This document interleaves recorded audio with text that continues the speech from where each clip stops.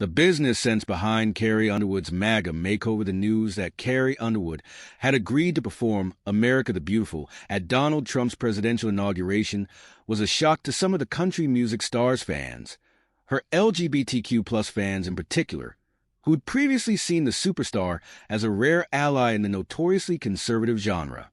I am humbled to answer the call at a time when we must all come together in the spirit of unity and looking to the future, Underwood said in a statement. True, country music has never exactly been a haven for queer fans, but Underwood's rare allyship in the genre made her decision to support Trump, whose own allies and administration have been historically anti-LGBTQ+, a disappointing move. How can Underwood ask her queer fans to unite with people who have literally called for their eradication? The future offers little hope for queer people in America facing a barrage of anti-LGBTQ+ legislation from the right and increasingly unregulated hate speech online, as tech companies like Meta eliminate fact-checking and content moderation. Understanding the country's star's not-so-sudden pivot from LGBTQ+ advocate to MAGA supporter makes more sense if you consider Carrie Underwood not as an individual, but as a business.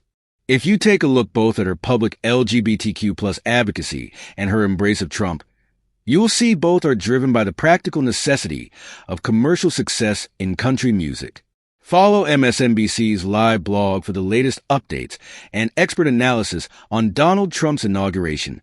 Underwood launched her career in 2005, just 2 years after the Chicks were ousted from country music in 2003. And likely felt the pressure to keep any political views to herself lest she experience the same fate.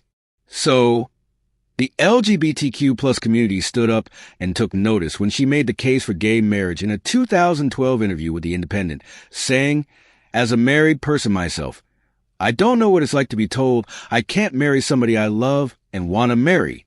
I can't imagine how that must feel. I definitely think we should all have the right to love and love publicly the people that we want to love." She received some backlash from her fellow evangelical Christians over the comments, but Underwood had popular opinion on her side at the time. Public support for gay marriage in the U.S. was on the rise in 2012 before the Supreme Court legalized it in 2015. Even in country music, a song affirming LGBTQ plus fans, Casey Musgraves' "Follow Your Arrow," won Song of the Year at the 2014 CMA Awards, despite country radio completely ignoring it. It peaked at number 43 on the country airplay chart, and Musgraves became the rare woman in country music to build an audience with no support from country radio. In 2018, Underwood moved from her longtime label Sony Music Nashville to Musgraves' label Universal Music Group. That year, she seemed to double down on her LGBTQ plus allyship, releasing the single Love Wins. While the song doesn't explicitly call for LGBTQ plus acceptance, and Underwood never made that connection in interviews, the lyrics make a general plea for love and acceptance in the face of politics and prejudice, while using the slogan of the marriage equality movement as the title that Underwood's LGBTQ plus fans adopted. Love Wins as an affirming anthem, but country radio was not on board.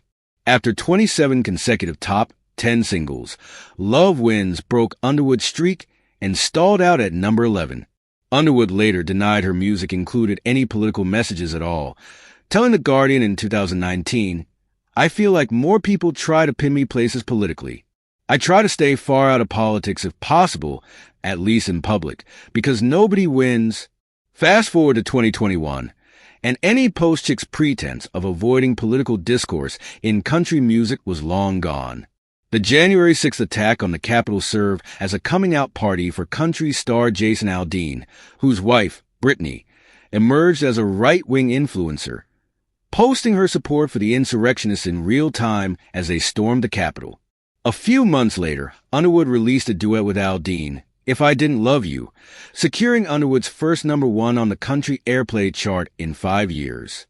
Apparently, the radio success and industry awards Underwood took home for the song offset any concern she may have had about taking on the Aldean's political baggage.